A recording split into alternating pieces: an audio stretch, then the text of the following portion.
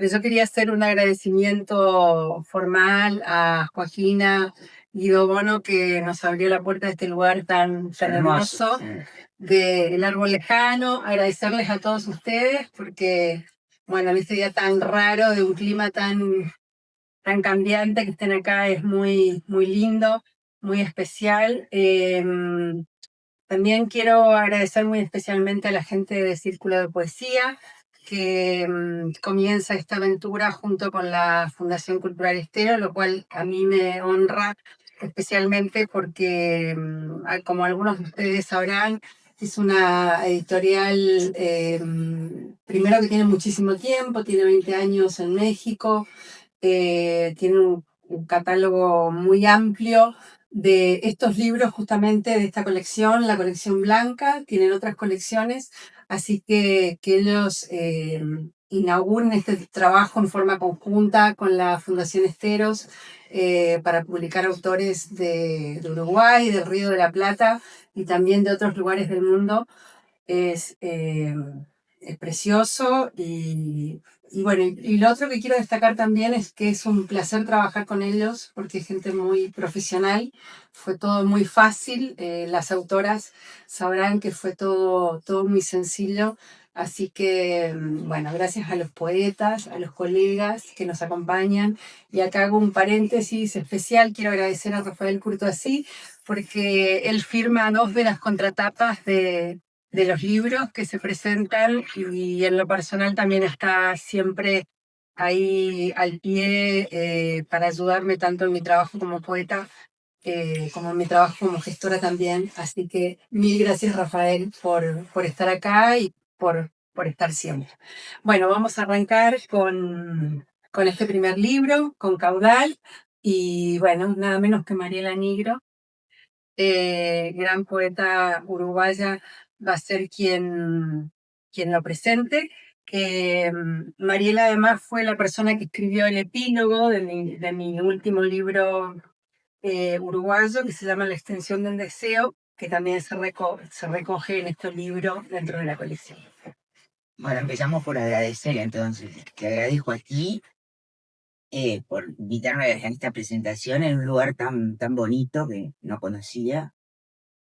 Y bueno, no voy a presentar a Carolina Zamudio, poeta argentina y residente uruguaya, gestora cultural, periodista, y que justamente ha llevado la poesía a nivel latinoamericano y a nivel mundial con la gestión justamente de la Fundación Esteros y del respectivo encuentro, Festival Internacional de Poesía Esteros, que se ha celebrado en varias gestiones ya, en varias ocasiones.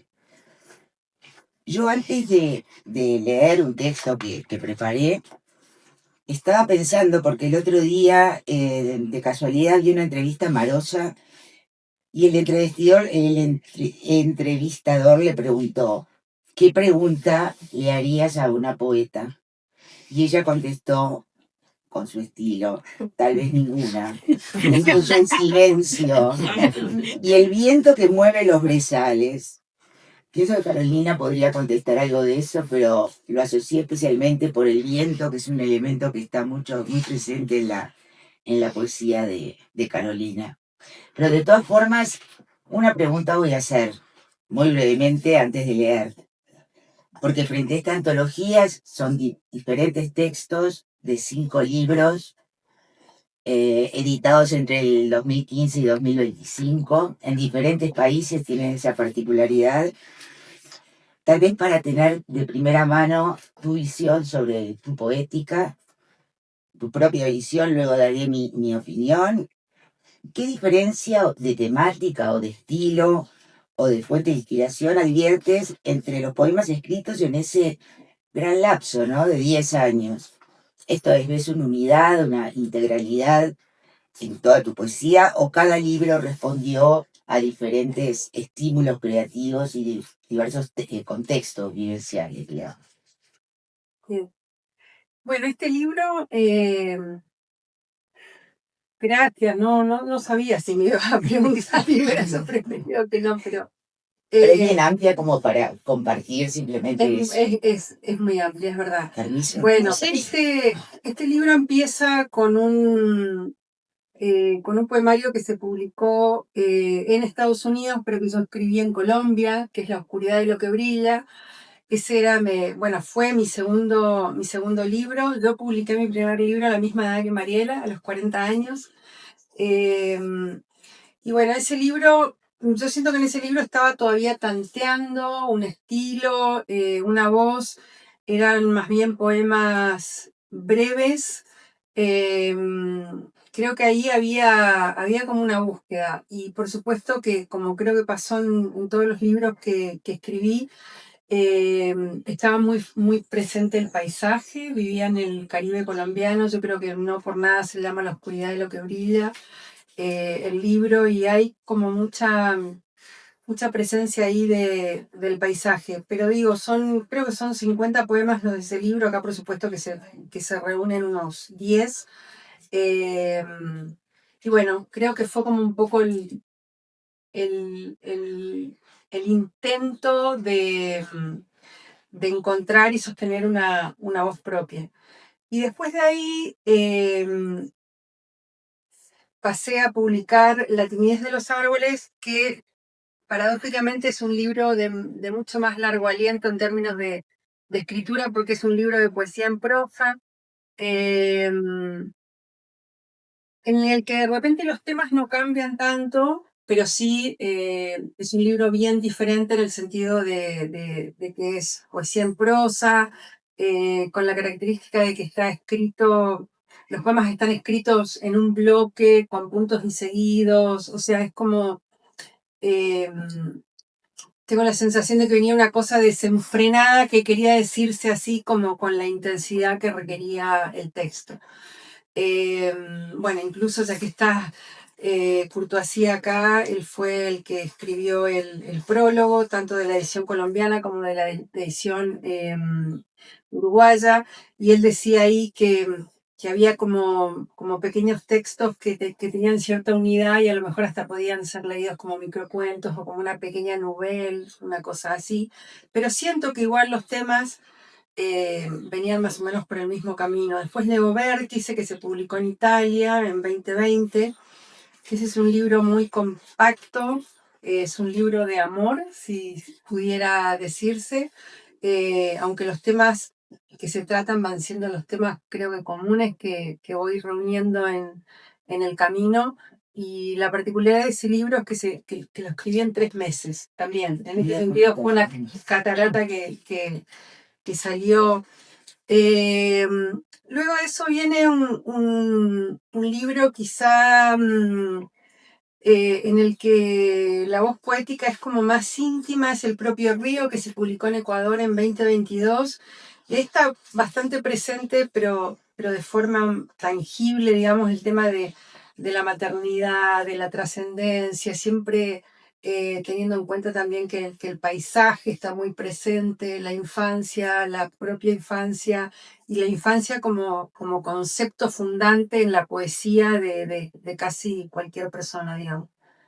Y luego llega la extensión de un deseo. La extensión de un deseo también es poesía en prosa, eh, pero ahí creo yo que si bien la extensión de un deseo fue posible solamente gracias a haber escrito antes La timidez de los árboles, creo que son libros bien diferentes. En la extensión de un deseo ya hay 10 años después de ese primer libro, como una indagación sobre el oficio de la poesía, ¿no? Digamos, la voz poética se pregunta por qué se escribe poesía, para qué, por qué el oficio, cuáles son las características del oficio. Se hace también una analogía en ese sentido con la maternidad. eh, Tiene un tono como más reflexivo, sería como eh, demasiado imprudente decir que es un ensayo, porque no lo es, porque es poesía en prosa, pero menos decirlo ante ti, que tienes unos ensayos Hay increíbles. mucho contacto entre la poesía y el ensayo, de todas formas.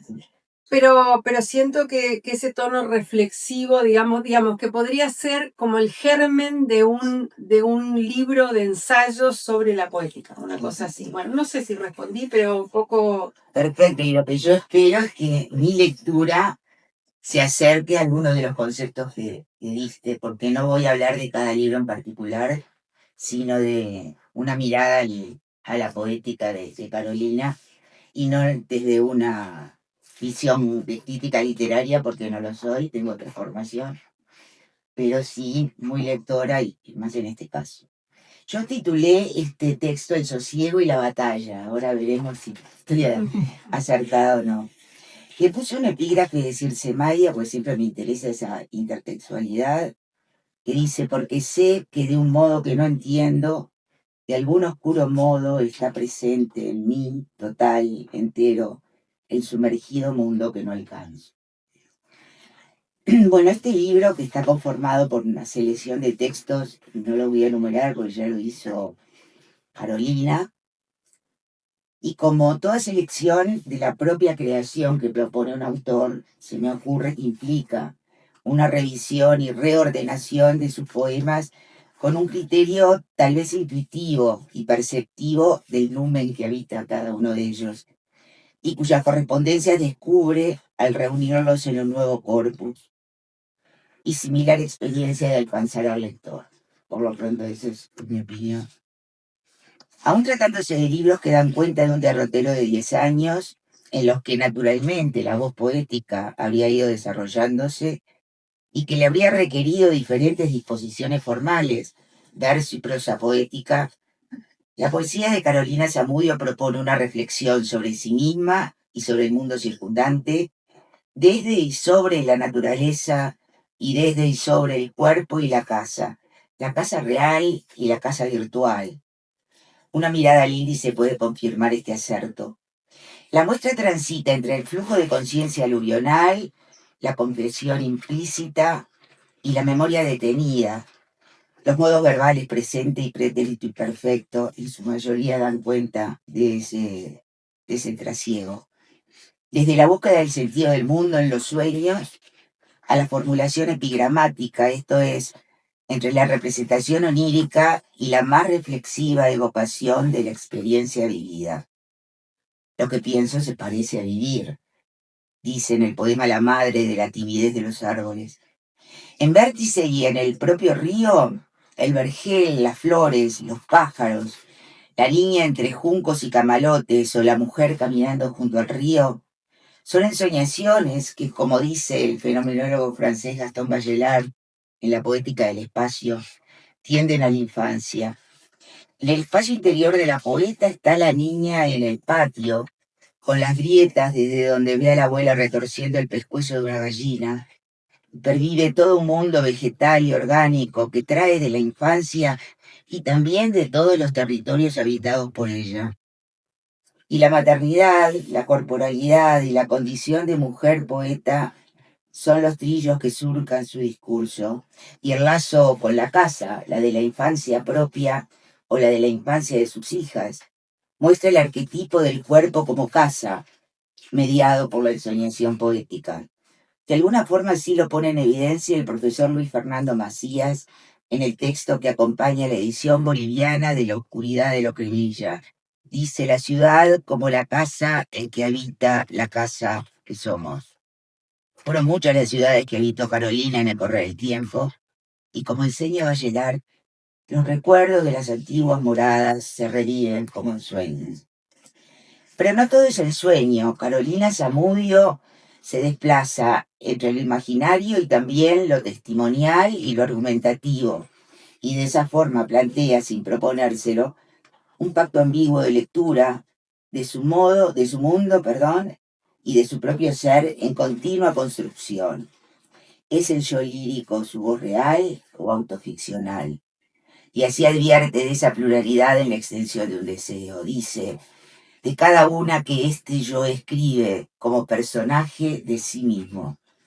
O lo escribió un yo de esos que se llevan en las mañanas de domingo. Sobre ese libro observé en su momento que la poeta escribe a veces con desasosiego y otras con morosidad, y de esa forma merodea constantemente el yo, pero no para el aislamiento o la reclusión, sino para poder nombrar el mundo y comprobar si ese yo es finalmente la medida de todas las cosas.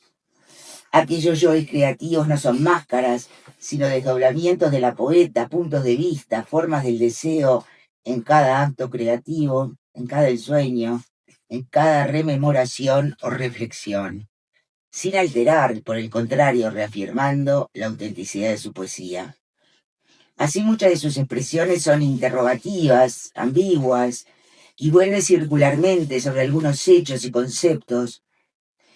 Una escritura elíptica, afirma el poeta boliviano Chávez Casasola en el prólogo de La oscuridad de lo que brilla, que juega a las escondidas con lo tácito y el silencio.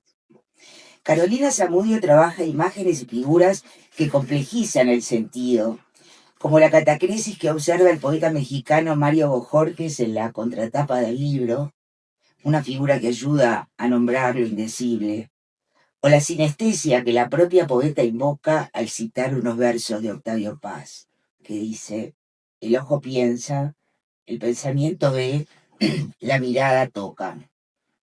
Lo que lejos de crear una mera retórica produce una escritura desatada, iluminada y conmovedora. La mirada que proyecta en cada texto se sumerge en diferentes dimensiones de lo real o de lo imaginario. Indaga en lo minúsculo y los detalles. Cito: 23 pares de cromosomas, pequeñas espinas. Esa horquilla puesta así del lado izquierdo. Entré por la ranura de un pestillo. Y también se instala en lo inmenso y empíreo. Cito: decir noche y que entre todo lo creado. Todo un cosmos surge. Ser ama de la noche, esculpir los deseos en las nubes pálidas. Efectivamente, en el correr de los libros antologados se observa esa dialéctica. Dice: pequeños hilos en las paredes dibujan un gran mapa de todo el mundo. Sus imágenes poéticas muestran algo liviano, etéreo, lábil, ambiguo, a la vez que matérico, palpable, contundente. Así, en el poema Corte de la oscuridad de lo que brilla, que en este libro no figura, propone descifrar, cito: la mano izquierda que, compañera, sostiene a la derecha que lleva la garra. Entre esas manos, por eso digo, el sosiego y la batalla, la quietud y la sinergia, una vez más la doble experiencia entre la agitación y la serenidad de su poesía frente al mundo. Este es mi humilde.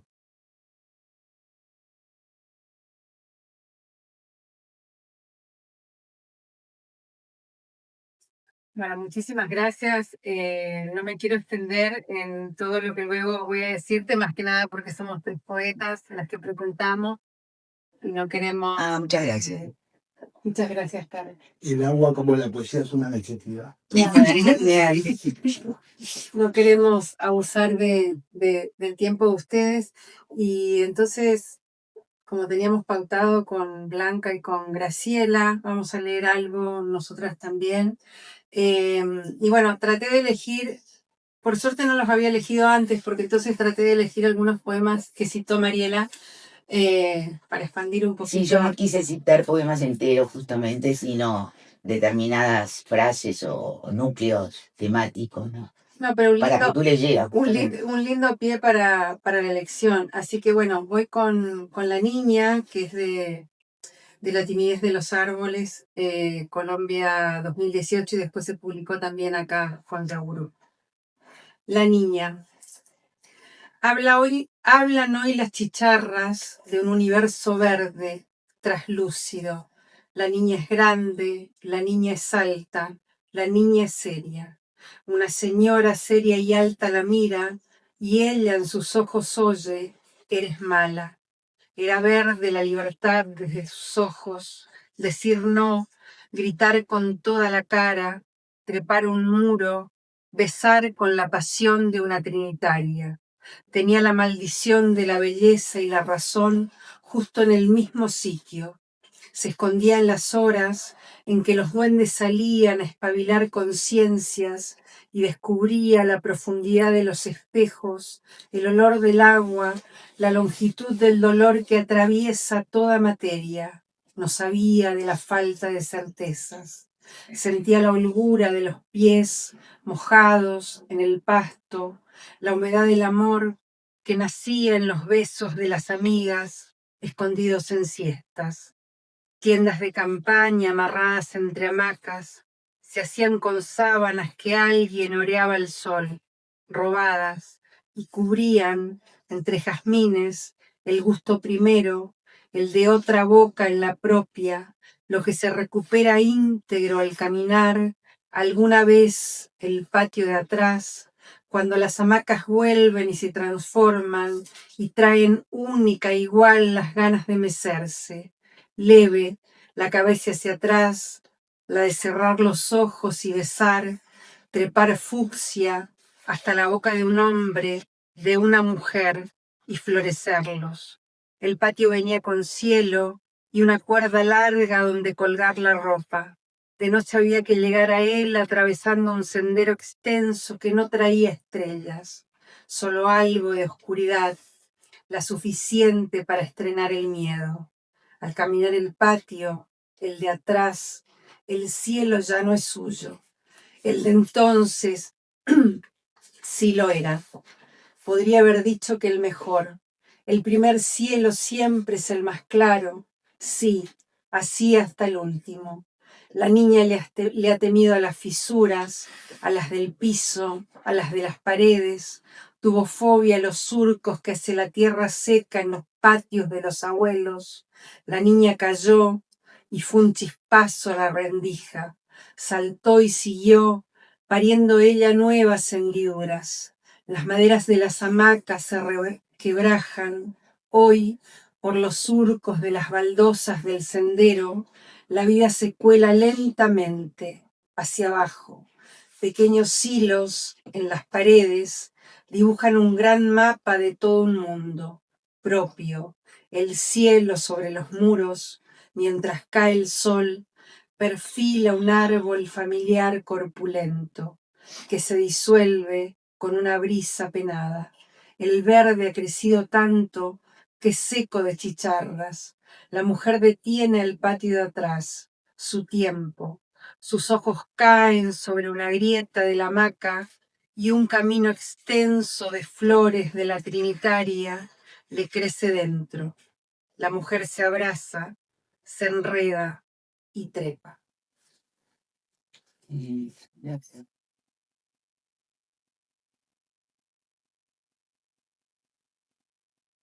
Oye, quiero agradecer la amabilidad de Carlos, que está ahí atento a todo, y que también nos va a colaborar con la venta de libros, lo cual se agradece mucho. Bueno, también cito a Mariela El propio río, que es el último poema del libro que se llama El propio río, así que voy a leer ese. La niña entre juncos y camalotes no sabe que es observada. La luz sobre toda ella, nítida, amplifica anchura de parto. En su centro el mundo espolea en sus rayos lo que espía la infancia, un beso de largo aliento y retorno.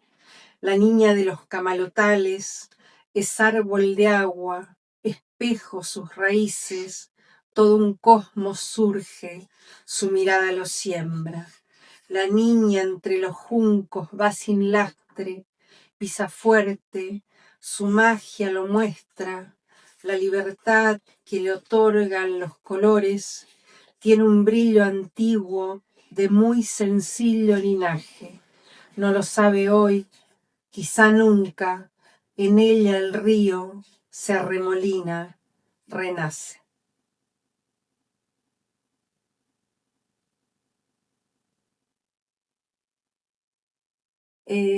Mariela citó el concepto de la casa, así que también del propio río, el primer poema que se llama La casa, la madre. Las casas no tienen vida, es la madre quien respira. Se oye hablar en verdad, vive, siente, los muebles crujen misterio, una lámpara en la noche, la madre es quien cavila. ¿En qué lugar de la mente, de la casa, vive ella? La comida no es el alimento de la casa, de los hijos, es ella quien rehuye nutricia. ¿Qué forma debe adquirir la madre dentro de la casa? Calor de hogar, de nido, las voces de la casa respiran también en los objetos. Los hijos dan vida a la casa, a la madre, a las cosas ínfimas. El cordón umbilical une a la madre con los platos, las copas, los sillones de los abrazos. ¿Por qué los hijos son de la madre, no de la casa que los ata? La casa, la madre, los hijos y el padre están cubiertos de estrellas, plantas, piedras. ¿Qué significado tiene ese universo ahí fuera? Por momentos toma colores, crayones, cuadros, la comida. La madre buscó en su oscuridad para aclarar de la casa el alma. ¿Qué color tiene la mente de la madre para cada hijo? El padre es por la madre de la casa, el aliento amplio para los hijos y la tribu toda. ¿Qué es entonces de los hijos, el padre y la madre sin la casa?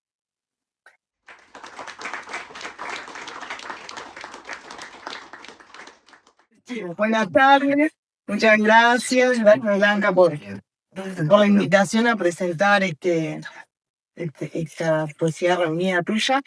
Con Blanca nos conocemos hace 30 años, cuando yo recién empecé en mis primeros pininos con la poesía. Fue una de las primeras personas que leyó mis poemas, me estimuló mucho en aquel entonces.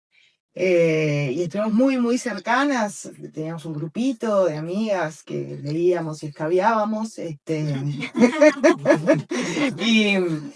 y la pasábamos muy lindo, y bueno, y fueron como mis comienzos, con Melo, que está por allá también, Isabel López, bueno, éramos un grupete ahí muy, muy lindo. Y siempre, de alguna manera u otra, hemos estado vinculadas con Blanca, viéndonos más seguido, menos seguido, pero siempre encontrándonos, y bueno, y siempre a propósito de la poesía, y eso es lindo, ¿no? Son las amigas que traen la poesía, que eso es algo precioso. Yo, como soy muy copiona, una pregunta. No, porque, bueno, no sé si todos saben que Blanca, su profesión es contadora, y te voy a hacer una pregunta que seguramente te hicieron un millón de veces, pero en realidad te voy a hacer dos preguntas. La primera es, No se le puede confiar. no se puede confiar. No, la primera vez que, digamos, que a mí me parece como re sano en realidad, ¿no? No, escribir poesía y no dedicarse a la literatura me parece que es bárbaro, porque, no sé, sí, viste, ser profe, escribir, es como demasiado, ¿no? De ser profe de literatura, escribir literatura, no sé, acá las chiquilinas que estudian letras, ¿no? Que es como, y uno entra en una especie de obsesión, ¿no? No, pero, ¿cómo conjugás, de verdad? ¿Cómo conjugás esas dos cosas? Y un poco lo científico con la voladura mental que implica la poesía, ¿no?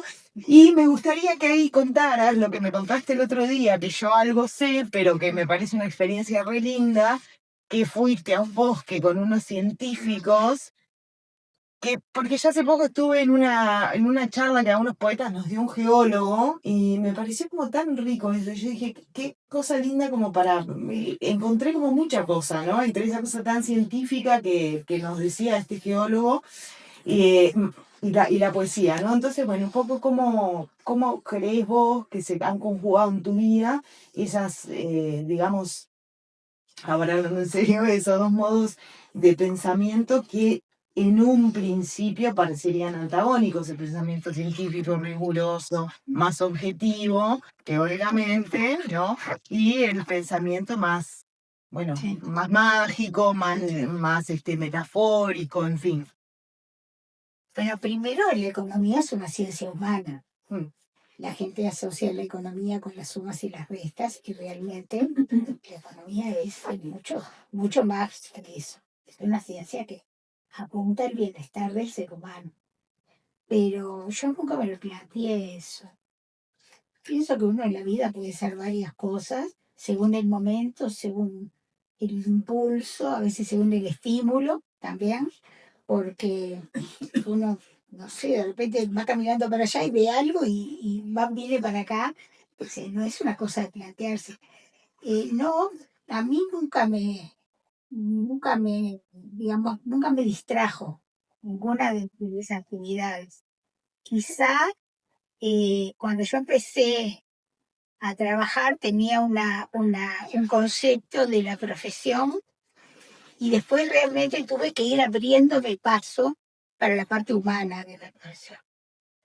Porque a veces los contadores decimos en broma, ese es el deber de ser contador. Y se le imagina con el portafolio. Sí, no, nada que ver, y aparte no tiene que ver conmigo. Son cosas complementarias y que van llenando vacíos a veces uno, ¿no? ¿Y alguna vez algo que tenga que ver con tu profesión de Que, contadora te inspiró para escribir un poema? Decir algo teórico, no sé cómo decirlo. Yo porque veo un número y salgo corriendo. Entonces, para mí, ser contadora. los números son maravillosos. No, ya lo sé. Pero, digo, no sé, qué sé yo, algo que tenga que ver específicamente con. Creo que escribí algunos cuentos. Mm. Y la otra vez, esto tiene que ver con cómo las cosas perecen. Me estaba acordando de un cuento que había escrito que tenía que ver con que yo tenía una reunión de trabajo y como no había podido venir el empresario, me había mandado una fotocopia de él. Estuvo buenísimo, estuvo divertidísimo. Bueno, Hoy sería un holograma. sí, claro. Bueno, sí, claro. No colisionan para nada. Bueno, contanos la experiencia del bosque. Bueno, sí, en realidad yo una vez recibí un mensaje que yo no sabía quién me lo había mandado. Si yo quería integrar un grupo de poetas que iban a hacer una experiencia de poetas científicos por el medio ambiente. Yo entre las cosas que hago también trabajo en ética y medio ambiente, así que digo, es un tema que me atrae mucho. Fue en Costa Rica, en el bosque de Costa Rica, que es una maravilla. Hay un bosque que se llama Bosque Eterno de los Niños en Costa Rica, que lo mantienen niños del mundo, lo mantienen. Y en el medio de ese bosque hay una estación de científicos que estudian el medio ambiente. Entonces la idea era que nosotros pudiéramos vivenciar el medio ambiente, que entendiéramos lo que era el medio ambiente. Bueno, fui. Costa Rica es un país que es muy caro para mí, muy querido, tengo muchos amigos allí, poetas. Y la experiencia fue realmente maravillosa, porque entre las cosas que hicimos fue realmente vivenciar el bosque en la noche, que nos pusieron cada 100 metros, en una oscuridad total, cada 100 metros, sentados para que escucháramos y nos quedáramos ahí un buen rato.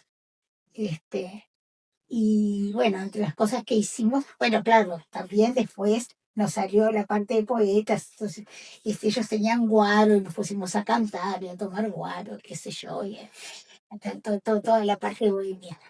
Pero aún así, yo le tengo mucho respeto a Costa Rica porque realmente uno entiende en ese lugar, porque como es un país además pequeño, que no tiene tiene sus problemas, porque tiene sus grandes empresas que le destruyen el bosque, uno ve ahí lo que es la naturaleza y puede creer la perfección que es la naturaleza.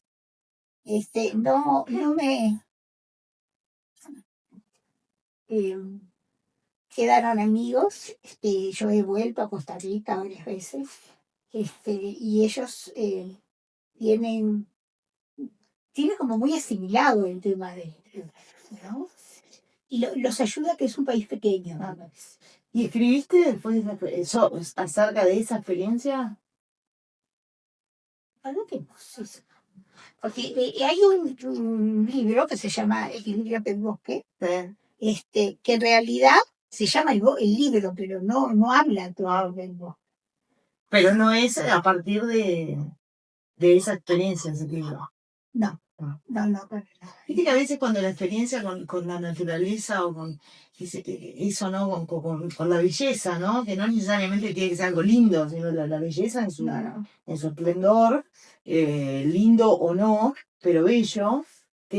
A mí me ha pasado, no sé si a vos, pero en ese caso, pero que no podés después escribir eso. Es como, ¿no? Es Como- forzado. Es forzado, es como, claro, porque viste que a veces uno dice, ay, pero con este paisaje tan divino, no me voy a inspirar, Nada que ver, no tiene nada que ver. que ver. Sí. Todavía me parece que escucho el croar de ranitas y eso en el silencio es una cosa que sí, los sonidos en ese fue brutal. Sí. Y la oscuridad, a mí me hizo gracia porque me emocioné, no te dio miedo. Digo, pero no, supongo que si nos hizo esa experiencia no va a aparecer ni un león ni un elefante. Bueno, pero sí capaz que como un cierto, no sé, miedo a lo desconocido, ¿no? Porque, digo, más allá de que sí, Sí. quizá, porque yo pensé lo mismo, no, se estaba oscuro así. Maravilloso. Qué bueno, Blanca, qué bueno.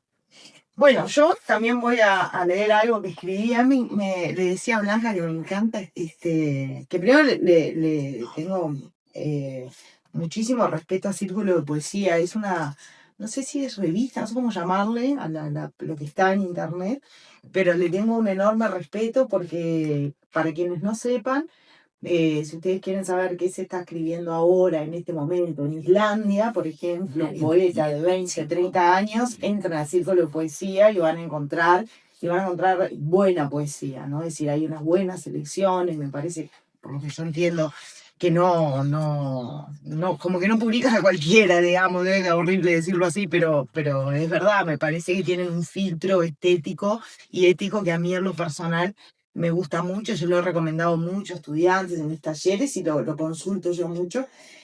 Perdón, te sumo que sí, una de las características que tienen es que traducen mucho. Y traducen. Por eso es que nos llega mucho a la gente de América Latina o de habla. Exacto.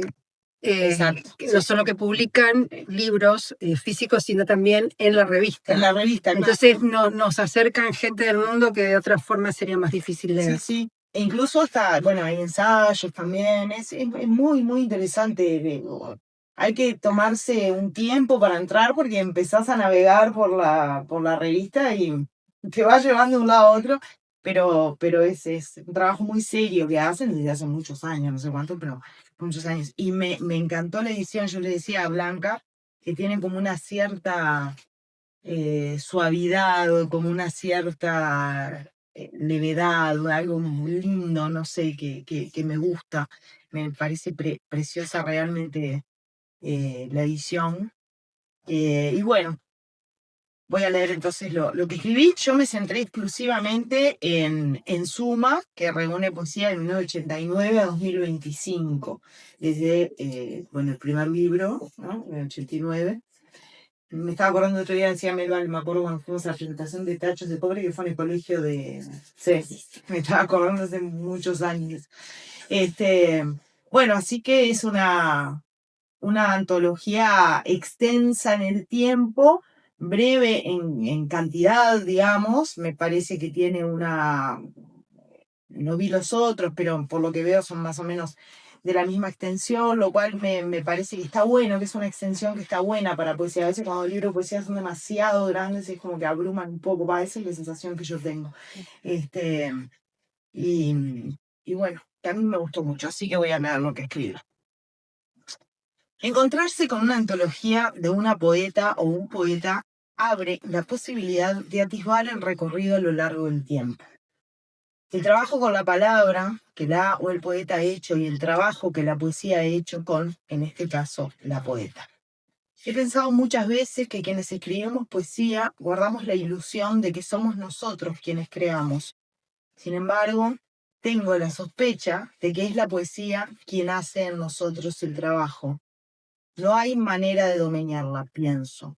Somos como una especie de rehenes de la palabra poética que a veces se materializa en el poema y otras veces queda en el cuerpo o en el alma o en los ojos, y desde ahí miramos el mundo, un mundo que suele ser más doloroso, pero también más luminoso cuando se nos presenta tras el velo de la mirada poética. Por eso, quienes escribimos poesía, como el caso de Blanca Emi, podemos llegar a sentir el duro precio por arañar apenas la poesía.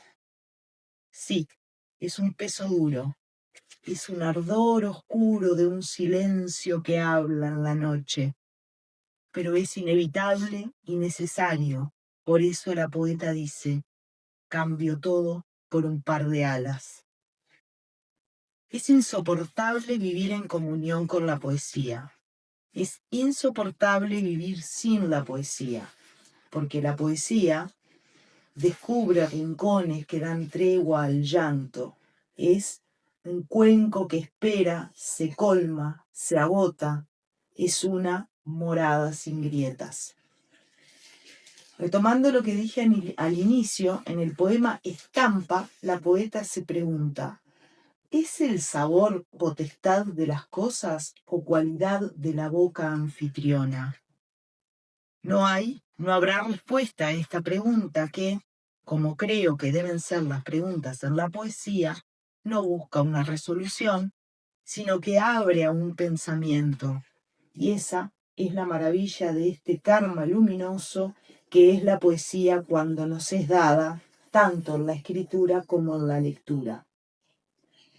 Como decía también hace un momento, una antología, una poesía reunida, nos traza un mapa de ruta de por dónde ha transitado y transita su autor o autora, a la vez que nos habla de un trabajo serio y comprometido con la palabra durante mucho tiempo. Es este el caso de Blanca Emi, quien publicó su primer libro, Cuerpo a Tierra, en 1989 y desde entonces no ha dejado de escribir y publicar. Si bien considero que la publicación es un asunto secundario a la escritura, sí creo que es un acto de generosidad a la vez que de valentía. Generosidad porque quien publica le da a una o a 1 millón, ojalá, de personas la posibilidad de conectar con algo íntimo que muchas veces no encuentra palabras. Y valentía porque es una especie de exposición en la plaza pública, al mismo tiempo que supone, en cierta medida, perder la autoridad del verso, porque aquello de qué quiso decir la poeta no lo sabremos nunca.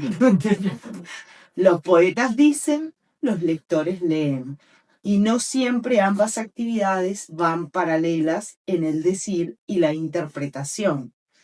Publicar es entonces desamarrarse en cierto sentido de la autoría. El verso pasa a ser de otros y en la lectura de esos otros también quienes escribimos nos redescubrimos. Si hablamos de antología, esto se enfatiza mucho más porque se trata de una muestra de retazos de una obra total. Sin embargo, en suma, mantiene una unidad que no fragmenta la obra, sino que por el contrario parece unificarla en una atmósfera única que recorre las páginas. Y ahí es donde nos encontramos con el estilo, con ese humor biológico del que hablaba Buffon, con ese modo de mirar el mundo que es, creo yo, una de las cosas que hacen al estilo. La poesía de Blanca Emi es por lo general breve y contundente. El amor es un paro de manos y así mirar correctamente el mundo. Baste este ejemplo de condensación. Algo así como inútil decir más, nombrar alcanza como ligera idea vitaliña. Me detengo un momento en este breve poema para resignificarlo.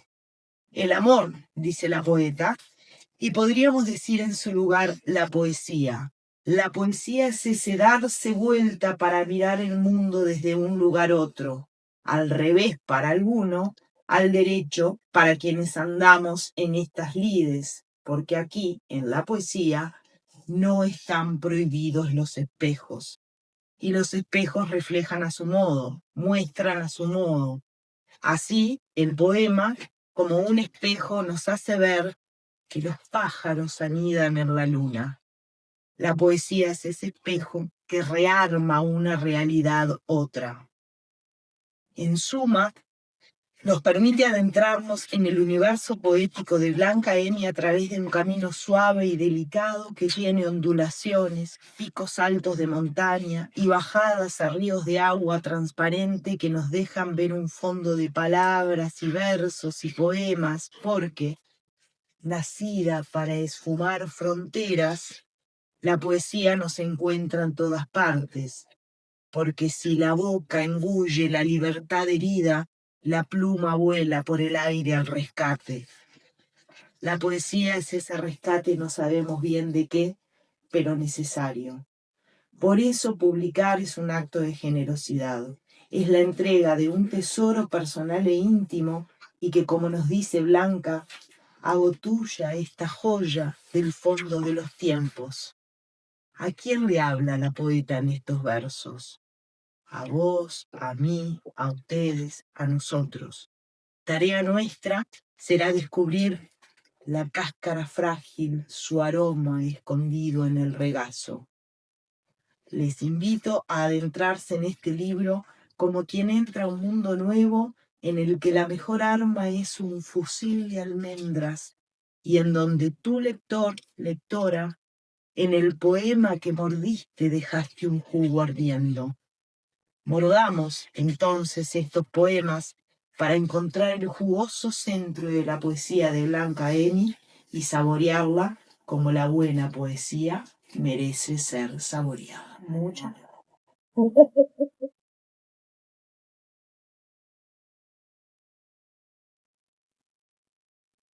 Bueno, vieron porque la elegí, cualquier cosa la hace linda. Bueno, me es inevitable dos palabras. Agradecer, por supuesto, la presencia de ustedes, la presencia de dos seres que me han sostenido en la poesía, como son Rafael Courtoisí y Melu Aguariglia, entre otras. Bueno, a Claudia hay que hablar, ¿no? Por el trabajo que se tomó.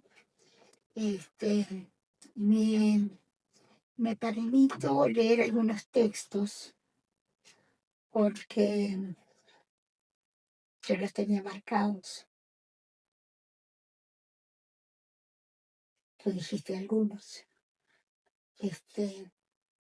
Y en realidad es un recorrido de toda la poesía, inclusive al final hay algunos poemas que no están en los libros, que están en algunas publicaciones y entonces.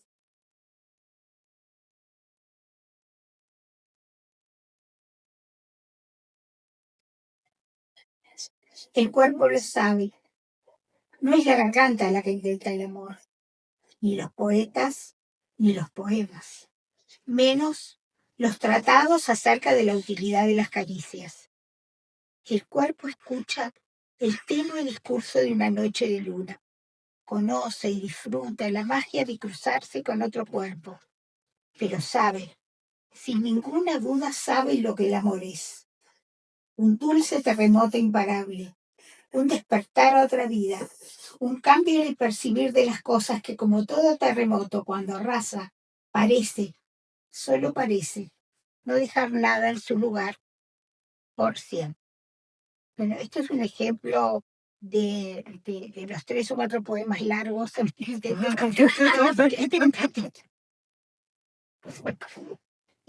Voy a leer el poema que le da título a mi 6º libro, La melodía del colibrí. Cada gota se resume en un mínimo tiempo dibujado en un temblor de alas. Apenas leve el asombro. Late acelerado el corazón. Y solo vuelo. Presencia que se agita en arcoíris como pequeños fantasmas entre el ayer y el mañana. Se derrama la miel sobre el instante cuando amas la tierna melodía del colibrí. De mi libro Cuenco, voy a leer que le da título al libro. El poema se llama Cuenco. Cuenco muestra distintos modos de ser mujer. Una mujer como un cuenco, una mujer como un armario, una mujer como un café. Cuenco. Cobijo de guijarros, partículas de sol, de luna. Útero de barro se escurre o permanece. Semilla a semilla, el augurio atraviesa la noche, cae en la tierra. Nace, con temor cóncavo y fulgor extraño, cuenco. Precio del fuego o la madera. Cofre de manos, de labor y ofrenda. Escondite de agua mansa teje sinfonías transparentes y solo retiene unas gotas del agua única para que el mundo beba. Encrucijada sutil, diálogo escondido, campo de avena, hambre de cosecha. Cuenco que espera, se colma, se agota. Morada sin grietas. Descargados los bolsos, se recuesta el cansancio. Nacida cuenco. No se acierta a sospechar. Alguien debe ordenar las fotos viejas. A mí me gusta leer un poema que yo guardo un hermosísimo recuerdo, lo reitero, perdón si alguno escuchó. Estando en La Habana, yo estaba con la poeta Lisette Ravelo en su casa leyendo poemas.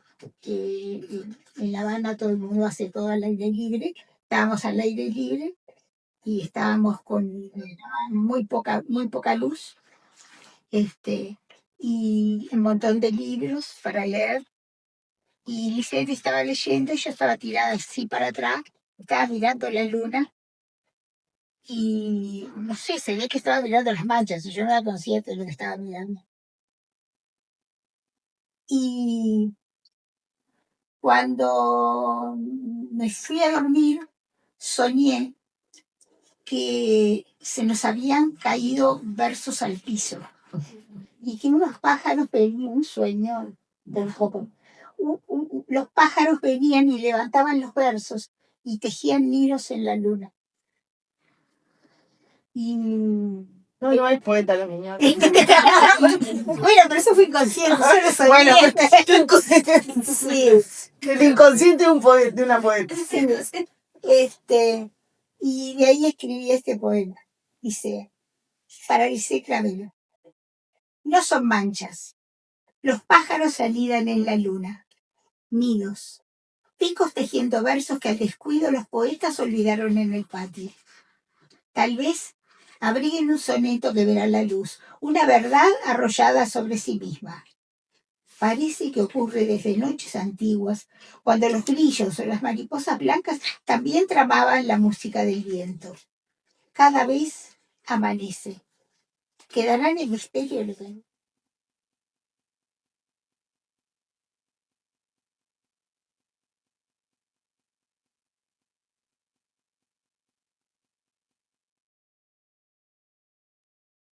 La amiga Lidia.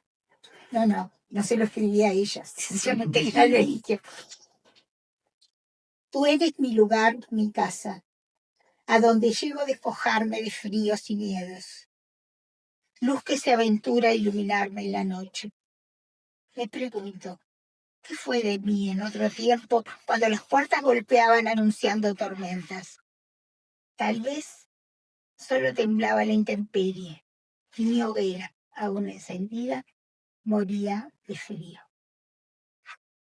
Y para terminar, voy a leer de los que no están publicados. Converso con mi ángel de la guarda, no de mis cosas, sino de las suyas. Veo si lo puedo ayudar como él a mí, si me permite arroparlo. No importa si él existe o no, porque como el amor o el dolor, nada es más mío. Y termino con el poema Alejandra Pizarro. Camina cabizbaja por los Champs-Élysées. Busca esas flores que sus manos pequeñas deshacían, o un barco que la lleve a donde ella y el mar puedan ser posibles. Sus cabellos oscuros caen sobre la frente, son muros ciertos para la soledad. Busca y no encuentra ese sol mezquino, ese hueco negro y seguro a donde su corazón late al ritmo del delirio y a donde el amor tiene su última palabra, la que nadie escucha, no la pronuncia, calla, porque esa palabra está colmada de espadas, de heridas que nadie sana, de miradas que evitan el peso de su dolor. Ellos no te ven, se empeñan en no verte, Alejandra. Solo perciben tus huellas, tus ganas locas de apostar al amor y el metálico llamar de las campanas. Sigue buscando, Alejandra. Ese hueco oscuro será cobijo de esas potentes semillas tuyas, de esos porfiados y encendidos versos que serán tu mejor desagravio. Chao.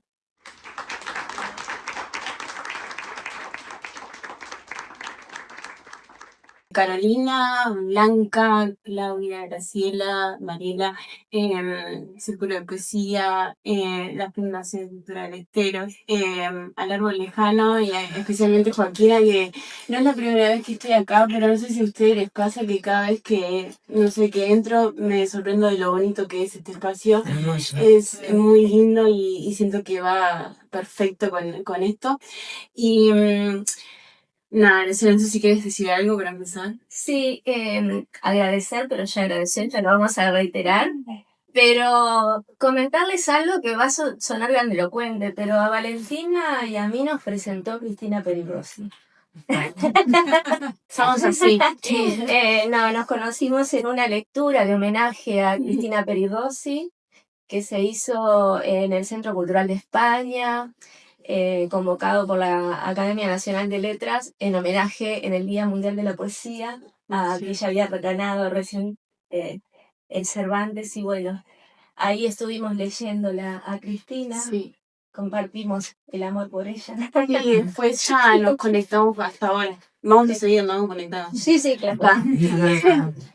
Y bueno, me pareció muy importante que Valentina, que es una joven poeta también, y que es una estudiosa de las letras, también esa mirada de, bueno, de alguien de otra generación, ¿no? Sobre la poesía, también sobre la pobreza, y bueno, es alguien al que también admiro y respeto mucho todo su saber y su amor por la literatura, así que bueno, empieza nomás. Muy bien. Viste que en las otras presentaciones se hicieron preguntas al inicio que no estaban pautadas. Sí. Nosotros vamos a estar exentas de eso. Entonces quiero empezar por una pregunta que igual sí se me había como ocurrido cuando empecé a leer esta nueva edición de Acuareza y quería preguntarte, ¿cómo te sentís vos con esta nueva edición de Acuareza pensando en su primera edición y en esta edición que resulta ser hasta visualmente más limpia, ¿no? Bueno, hablamos en un momento de los márgenes, de cómo están dispuestas las palabras, de cómo está diagramado en sí el libro, que es distinto a Acuareza desde el color, todos los elementos que tiene. Y también considerando de que es un poemario en sí vuelto a publicar, que en el caso de Blanca y de Carolina fue una antología de una obra que ya fue publicada. Decime, a ver, ¿qué opinas? Bueno, mira, en realidad también tanto Blanca como Carolina tienen una trayectoria mucho más extensa que yo. Yo en realidad empecé a publicar recientemente, sí había participado de algunas ediciones por algún concurso o en libros colectivos, pero no me había animado hasta el 2022 a editar como un libro propio. Y en esto también debo agradecer a Rafael Courtoisí, que bueno, que también me incentivó y que ha participado del proceso. Y realmente, si bien el texto es el mismo, lo siento bien distinto. Esto me provoca como cierta intimidad. Este blanco, esta edición totalmente distinta, la otra tiene que ver con quizás con lo exuberante o la naturaleza también que emerge en el libro, y esta tiene que ver quizás con ese silencio que hace falta también, ese momento de detenerse desde otro lado. Es una edición que realmente me encanta y que agradezco muchísimo estar en esta colección. Sí. A mí me llama mucho la atención, le digo, ¿será el mismo libro? Graciela le puso otros poemas, le cambió algo, porque es cierto sí que la primera edición hay como todo un acompañar desde lo visual, ¿no? Sobre todo el color de las letras, que al mismo tiempo es una edición muy hermosa Muy realmente, hermosa porque también, sí. en el libro hay como muchas referencias a la naturaleza, a los colores, es como que muchas imágenes que ayudan como a ese deleitarse en la lectura, que sin embargo en esta nueva edición es algo, es totalmente de acuerdo contigo, más íntimo, es como que tampoco te está como desde la tapa diciendo, bueno, a ver, te vas a encontrar con esto y con esto, es como otro, o sea, realmente ofrece otra lectura en la nueva edición. Y me pareció como bellamente irreverente lo del pez. Tal cual. Delicado, irreverente a la vez. Sí. Bueno, yo también voy a compartir algunos comentarios que tengo sobre tu libro, Graciela, y me va a acompañar Graciela también con la lectura de algunos poemas, entonces cuando yo te diga, Graciela, el nombre del poema, vos Manda ella. me vas a dar. Vos lees. Bueno, muy bien. Sílabas y silencio, consonancias, consonantes, abiertos, arbitrios, bivalvos, laberinto de anémonas, floresta marina, madre mar, madre selva, entre líneas, siempre otra la palabra. De esta manera comienza este libro titulado Cuareza, de Graciela Esteves. Este libro lo considero como el paraíso de las palabras, que no tiene un lugar definido o un sitio en sí específico, aunque en el caso de que lo tuviera sería el de la liquidez o el de la espesura. Desde los epígrafes, que después vamos a hablar un poquito más, este libro apela a los sentidos del lector y de la lectora, y este poema no está exento de eso, el que acabo de citar. Palabras fonéticamente similares, buscando la sonoridad en el poema y de la expansión del significado de cada una de ellas, van creando un torrente que fluye. El de la propia escritura, que es algo que también se había señalado en la contratapa por Rafael Cortázar con ese fluir de la conciencia de Virginia Woolf y de otros autores. Bueno, en este torrente se crea la propia escritura y se va acompañando de imágenes que aluden al agua, que es uno de los elementos primordiales, digamos, o a tener mucho en cuenta en el libro. Y voy a citar el poema Cuaresma. Me tuerzo a propósito para no quebrar la palabra. La palabra en agua, escamas líquidas, arrecife callado. Ese lugar azul y profundo, todo fluido en consonantes y vocales líquidas. Se deja de lado la temporalidad lineal, solo importa la creación de la poesía, hembra la palabra. Desde el inicio, el lector y la lectora van percibiendo cómo hay una interesante búsqueda por el placer de la escritura y de la lectura también, que está dado por perdón, la creación de imágenes que funcionan en contraste y que despiertan de alguna manera el interés cuando uno está leyendo. Con respecto a esto, quería citar brevemente a Roland Barthes, que justamente en un texto titulado El placer del texto, dice lo siguiente. Si leo con placer esta frase, esta historia o esta palabra es porque han sido escritas en el placer. Este placer no está en contradicción con las quejas del escritor. Pero ¿y lo contrario?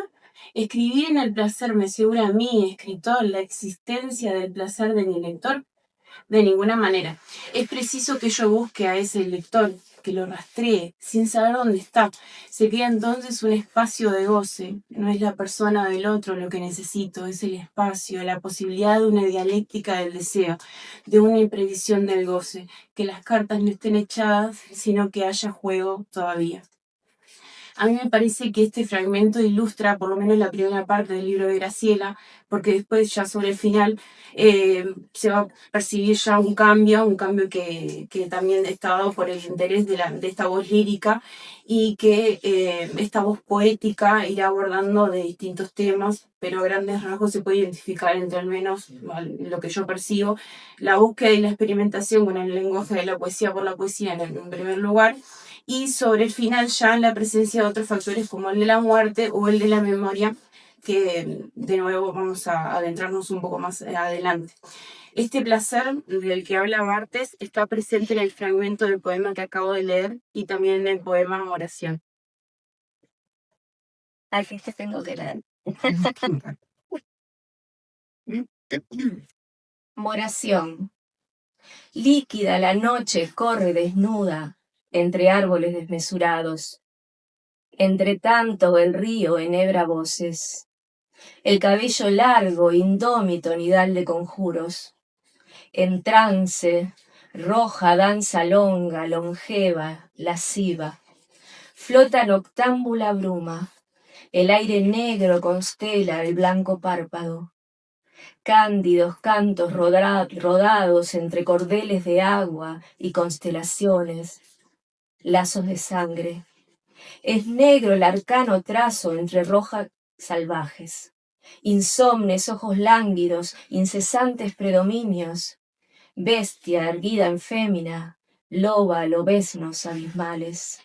En otros tiempos círculos, cuevas que nadie recuerda, todo crudo, todo tierra, todo hembra y espléndida la muerte. En bosques, emboscadas, conjuros, en cascada la vida retorna a las raíces. Moración de lo hondo, no hay huellas que la nombren. Partitura escondida, perdida para siempre, secreta ostra negra, partitura.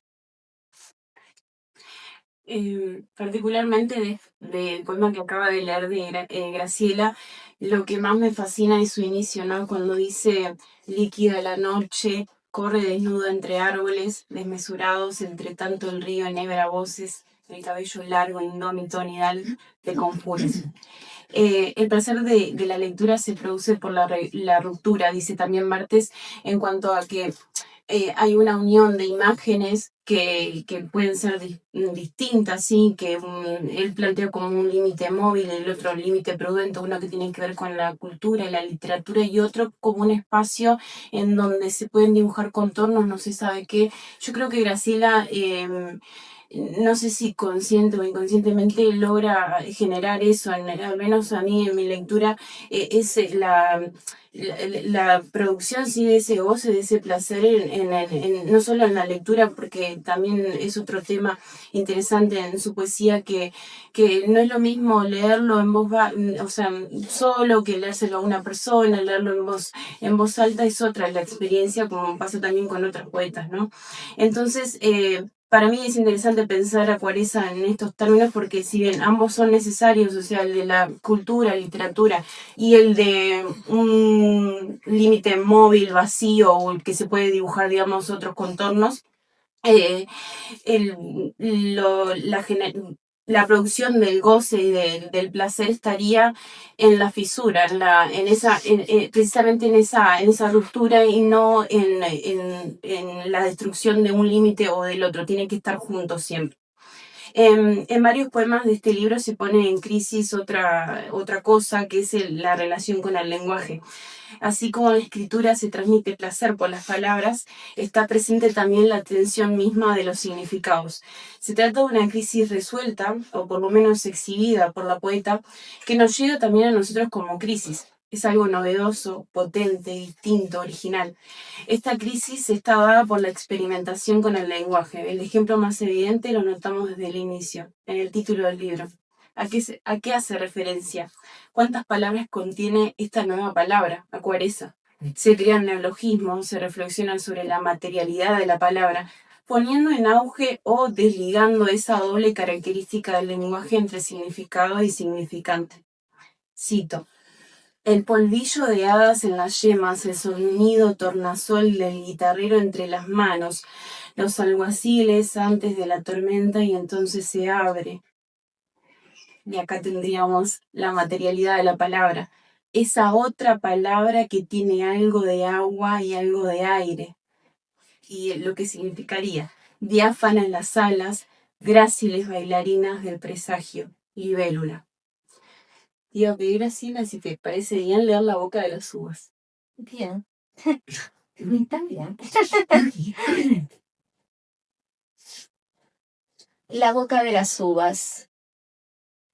La prenda, el género, decía mi madre, y con la tiza plana trazaba líneas, curvaturas suaves. El género, el molde, los pespuntes, decía, y yo de reojo, la tijera, las agujas, las alfileres, ese mundo puntiagudo entre los dientes.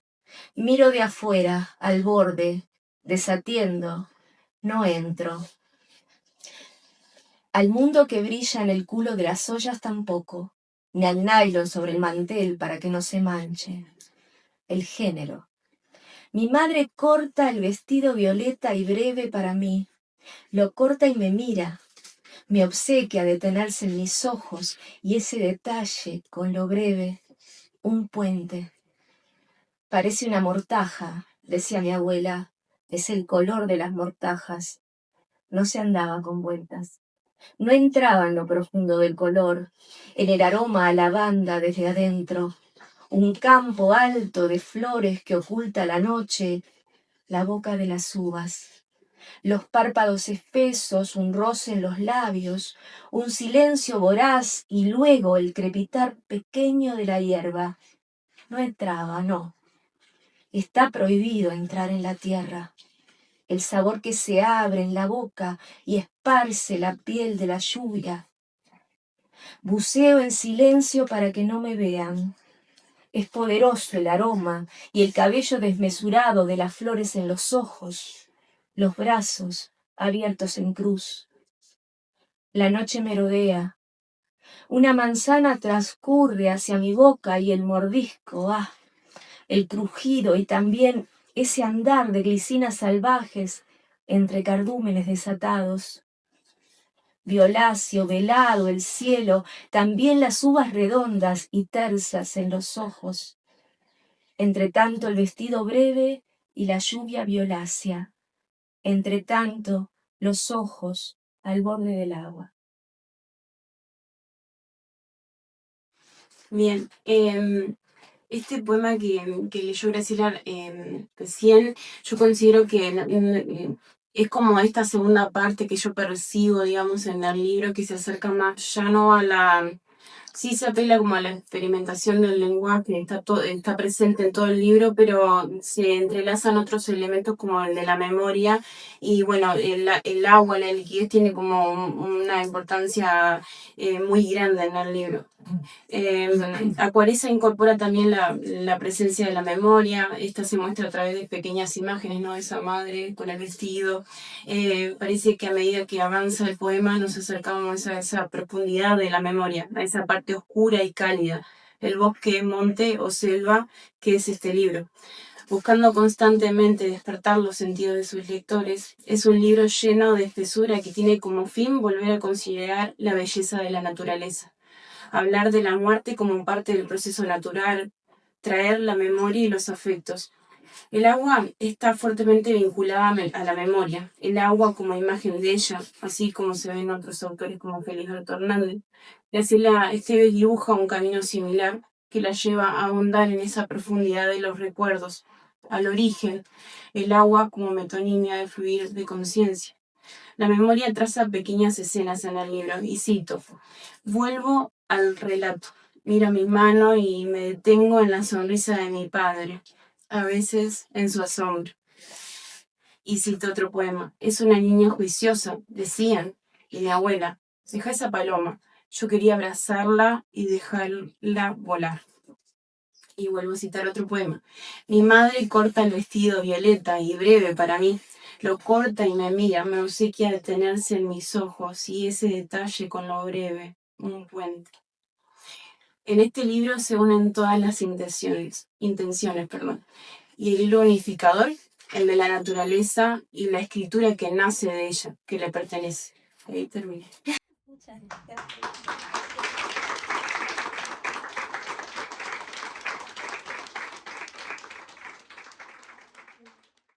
No terminé. Pues tengo preguntas, porque quiero que... No se vayan. Quería preguntarte, ¿qué relación tenés vos con los poetas que encabezan el libro, que aparecen en el epígrafe? Y Las que están y las que no... las que no se nombran, Sí, pero ahí que va, están que en todo el salimos libro, sí. Generalmente yo, cuando escribo y termino un libro y busco epígrafes, me busco también en esas poetas. Y bueno, ni que hablar que está presente Cristina Peri Rossi, por también ese goce que ella trabaja en el lenguaje, ¿no? El placer y el goce en ella está siempre latente y es la mujer y la palabra, ¿no? Y me acuerdo de Babel Bárbara, por ejemplo, que me fascina ese juego con la lengua. Bueno, Orfila también, ¿no? Con esas imágenes potentes y tan con ese misticismo también, ¿no? Y me pareció que, y la naturaleza también. Y bueno, y Olga Orozco también por esa densidad en el lenguaje y también esa comunión con la naturaleza. Y bueno, ni que hablar, que está Marosa, Sí. la amada Marosa. Y también, ¿por qué no? Que está aquí algo de Melissa. y, y bueno, y tantos otros, ¿no? Y tantas otras poetas que amamos y leemos. Y bueno, no quiero extender. Y por último, Graciela, y después ya terminamos con tu lectura. En los momentos en el que estuvimos conversando sobre Acuareza hablábamos mucho bueno, cómo había sido escribirlo y la importancia que tiene como la escritura a mano. Y no es que lo haya percibido solo porque vos me lo dijiste, sino que ya en la lectura mismo uno ya percibía como un fluir que es distinto. Era algo para mí por lo menos novedoso, que me gustaba mucho también. Así que si quieres contarnos algo sobre eso. Fue un libro así, escrito en lo que antes decíamos es en cursiva. A mí me gusta mucho la palabra manuscrita, porque ya el manuscrita se desliza. Y sí tiene que ver, porque uno cuando escribe manuscrita y más cuando no se pone freno, no se censura, empiezan a las palabras, el lenguaje, empieza como a tomar el poder. ¿No? Y después, obviamente que después se trabaja con las palabras, pero en ese momento es como que uno deja que el lenguaje tome el poder y por eso también aparecieron muchos neologismos, es como que aparecían y se quedaban ahí y como que aparecían también tramos o versos de otros poetas. Me acuerdo que aparece Rubén Darío también, por ejemplo. Y bueno, sí, surgió así, hay un... También está como presente esta fuerza del cuerpo, ¿no? Sí. Que no es lo mismo estar, o sea, frente a la computadora o bueno, en el celular que la cuestión misma de estar escribiendo con lapicera, lápiz, lo que sea. Sí, y escribir en la noche y hay algunos poemas donde me doy cuenta de cómo estoy curvada sobre el papel escribiendo como una cosa que me devora. Acá en mis educaciones dice, hay un tiempo de ser voraz y hay otro sitio dentro del cuerpo cuando devoran las palabras. Era un poco eso, ¿no? Lo que me pasaba. Y bueno, y obviamente que si hubiera sido frente en el teclado hubiera salido distinto. Después, obviamente que hubo trabajo en el teclado y mucho, y sobre todo para sacar muchas cosas porque es un cuaderno lleno de, de, de lenguaje. Y bueno, eso, no quiero extenderme demasiado. Si te parece, terminamos con tu lectura. Eh, La demoración, no, No. menguante. Igual, yo no me acordaba. Eso que las tengo con número, Sí, yo yo las tengo acá, sí. numeradas. Menguante. Despeñan funerales como de otro tiempo y sin embargo, ahora acontece. Hay muertes propias que me surcan y otras que se vienen arriba y no me reconozco. Cantos y cántaros a manos llenas, el agua y las risas a través del agua y los juegos entre las piedras que brillan, gemas de una riqueza extraordinaria y el aroma a sol. También en la noche un firmamento de ranas y grillos, la voz del estío. ¿Cómo era la voz de la reina de la noche al borde del sendero de tierra? Ahora hay una tristeza que desvela las cornisas. El verano es turbio y lejano. A veces el surco se abre, ya no regreso. Cáscaras del mar entre mis manos. ¿Cómo era aquel cansancio azul en la tormenta? ¿Y las ofrendas? Una sucesión de caparazones y flores rojas entre algas. Nunca alcanzaba y sin embargo ahora todo está de más. Me echo de menos cuando despierto. No debería intentar el camino más corto. Un declive es suficiente. Cierro los ojos y caigo entre la pinocha y los pinos. Una lluvia que se incrusta. Es frío el aire atardecido. El mar, sin embargo, estará tibio. En la orilla recuerdo solo la fatalidad del tiempo y el cansancio, un vaticinio que no descifro. Todo menguante luego el cielo acontece. Me venda los ojos un aroma negro que no cabe en el pecho. A veces una llama sombría y no encuentro la huella del hilo de arena. Se desvanece entre el agua y el cielo. La copa llena, piadosa y cruel, y también la madurez del fruto amargo. La madriguera abandonada, ese manto que todo lo cubre. A veces la piel delgada de los párpados y la sangre imprudente que tiñe los jazmines. Lejana y desprendida la noche entre nubarrones, los aguijones del viento en los ojos. ¿Qué se esconde entre sombras? Muchas gracias.